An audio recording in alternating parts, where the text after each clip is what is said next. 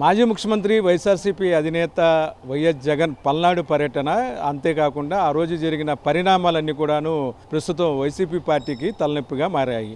ఏదైతే రోడ్డు ప్రమాదంలో సింగయ్య అనే వ్యక్తి మృతి చెందిన సంఘటనపై పోలీసులు తాజాగా కేసు నమోదు చేసి 6 మీద కేసు నమోదు చేయడం జరిగింది. ఇందులో 6లో 2 మంత్రులు, అంటే మాజీ మంత్రి విడుదల రజని, పేర్ని నానితో పాటు మాజీ ముఖ్యమంత్రి వైఎస్ జగన్మోహన్ రెడ్డి, ఆయన పిఏ, అలాగే ఇతరులు కూడా ఉన్నారు. మొత్తం మీద కూడా 6 మీద కేసులు నమోదు చేసినప్పుడు ఈ కేసు విషయమై నిన్న హైకోర్టులో ఒక ప్రజా ప్రయోజనం వాద్యాన్ని పిల్ని దాఖలు చేశారు. దీనికి సంబంధించి వైసీపీ తరపున ఎల్లారెడ్డి తన వాదనల్ని వినిపించారు.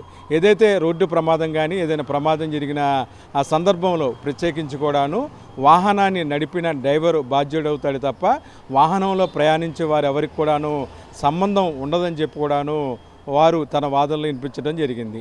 అయితే ముందస్తుగా తమ అరెస్టులను ఆపాలని చెప్పి కూడాను హైకోర్టును కోరిన నేపథ్యంలో తదుపరి కూడాను అరెస్టులు లేకుండా కూడాను చూడవలసిందిగా హైకోర్టుని అభ్యర్థించారు. దీని మీద హైకోర్టు విచారణ జరిపింది. అయితే ఈ ప్రమాదానికి సంబంధించిన వివరాలను పోలీసులు సమర్పించాలని చెప్పి కూడాను హైకోర్టు ఆదేశించడం జరిగింది.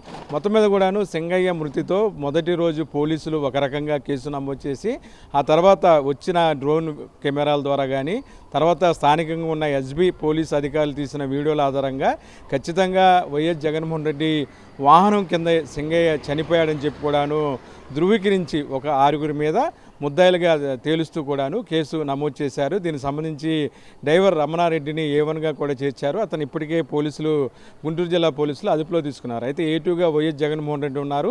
ఆయనకు నోటీసులు కూడా ఇవ్వటానికి వెళ్తే ఆ పోలీసులు ఆ నోటీసులు తీసుకోవటానికి స్థానికంగా ఎవరు అందుబాటులో లేరని కూడాను చెప్పడం జరిగింది. మొత్తం మీద కూడా దీనికి సంబంధించి ఎవరైతే వాహనాన్ని నడిపారో ఆయన బాధ్యులు చేస్తూ కేసును నమోదు చేయాలి తప్ప వాహనంలో ప్రయాణించే వారెవరికి కూడాను సంబంధం లేదని చెప్పి కూడాను వైఎస్ఆర్సీపీ అటు హైకోర్టుని ఆశ్రయించింది.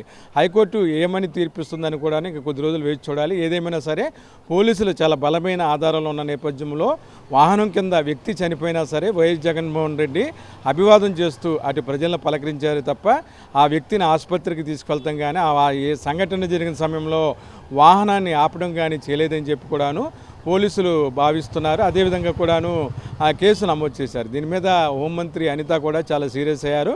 సింగయ్య మృతిని చాలా లైట్గా ఎందుకు తీసుకున్నారని చెప్పి కూడాను ప్రశ్నించడం జరిగింది. అంతేకాకుండా ప్రస్తుతం వైఎస్ జగన్ పల్నాడు పర్యటన అత్యంతం కూడాను 8 నుంచి 9 గంటల పాటు పర్యటన కొనసాగింది. ఈ పర్యటన వల్ల సూపర్ సక్సెస్గా కూడాను పర్యటన సాగిందని చెప్పి వైసీపీ భావించింది. అంతేకాకుండా ప్రజలు లక్షలాదిగా వచ్చిన ఆ నేపథ్యంలో కూడాను పల్నాడు పర్యటన విజయవంతమైందని సంతోషాలు జరుపుకునే సమయంలోనే సింగయ్య మృతితో వైసీపీకి కొత్త తలనొప్పిగా మారింది. తమకు సంబంధం లేదు, వాహనంలో తాము జగన్ వెనకాల కూర్చొని ఉన్నాము, ఏం జరిగిందో కూడా తమకు తెలియదని చెప్పి కూడాను కోర్టుకి తెలియపరిచారు. ఈ నేపథ్యంలో తమ ముందస్తు అరెస్టులు ఆపాలని, ప్రభుత్వ కక్ష సాధింపుల నుంచి కూడాను తమను కాపాడాలని చెప్పి కూడాను వారు కోరటం జరిగింది. ఏదేమైనా సరే సింగయ్య మృతికి సంబంధించి కేసులో ఇప్పటికే రమణారెడ్డిని పోలీసులు అదుపులో తీసుకున్నారు. A2గా, A3గా, A4, A5, A6గా ఉన్న వారందరూ కూడా ఎప్పుడు అదుపులో తీసుకుంటారనేది కూడాను వేచి చూడాలి. ప్రస్తుతం అయితే వీరందరూ కూడాను హైకోర్టులో తమ అరెస్టులను ఆపాలని చెప్పి కూడాను కోర్టుకి